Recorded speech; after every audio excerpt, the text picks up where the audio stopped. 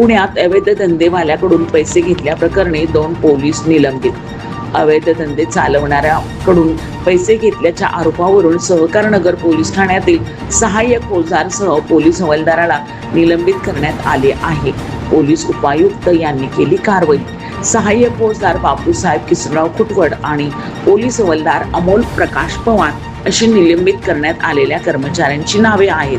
हे दोघेही सहकारनगर पोलीस ठाण्याच्या तपास पथकात कार्यरत होते. मार्च महिन्यात समाज माध्यमावर एक व्हिडिओ प्रसारित झाला होता. या व्हिडिओमध्ये खुटवड आणि पवार हे या अवैध धंदे चालकाकडून पैसे घेत असल्याचे उघडकीस आले होते. त्यांची वर्तणूक पोलीस दलाच्या शिस्तीला गंभीर बाधा निर्माण करणारी आहे. या दोघांचे अवैध धंदे चालकाशी संबंध असल्याचे प्राथमिक चौकशीत समोर आले आहे. या व्हायरल व्हिडिओमुळे जनमानसात पोलीस दलाची प्रतिमा मलिन झाल्याचा ठपका ठेवत या दोघांवर निलंबनाची कारवाई केली. पारस मुथा यांचा रिपोर्ट.